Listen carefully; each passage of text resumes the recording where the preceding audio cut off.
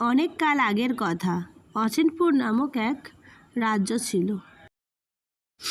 রাজ্যে রাজকুমারী ছিল লীলাবতী। সে গরিব মানুষদের খুব ভালোবাসতেন। গ্রামে ঘুরে ঘুরে সে গরিব মানুষদের দুঃখ দুর্দশার কথা জানতো এবং তার বাবাকে গিয়ে সেসব কথা বলতেন।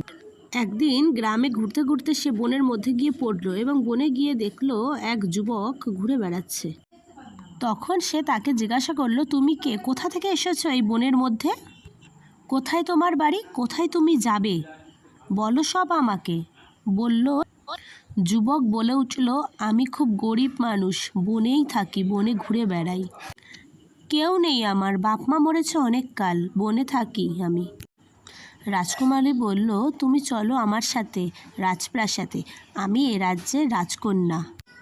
এই বলে তাকে নিয়ে রাজপ্রাসাদের দিকে রওনা হলো। রাজামশাইকে গিয়ে রাজকন্যা সব কথা বলল। রাজামশাই তাকে থেকে যেতে বলল রাজপ্রাসাদে, আর বলল, তুমি দেখে নাও তুমি কি কাজ করতে পারো। এভাবেই দিন চলতে লাগলো। এলো সেই দিন যেদিন দূরের রাজ্য থেকে শত্রুরা আক্রমণ করলো। রাজ্যের মানুষরা খুব চিন্তায় পড়ে গেল, কি হবে এখন।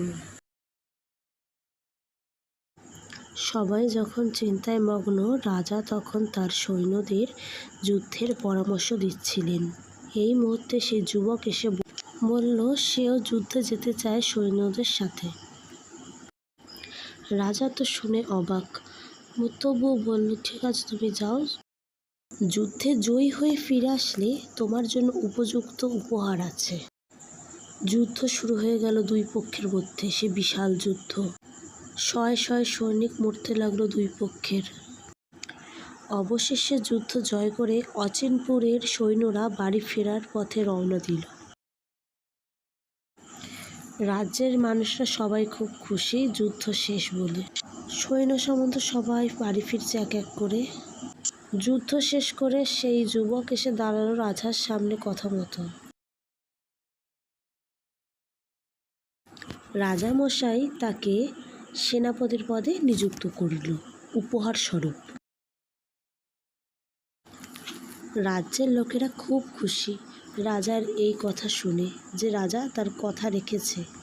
এভাবে দিন চলতে লাগলো। লীলাবতীও ভীষণ খুশি।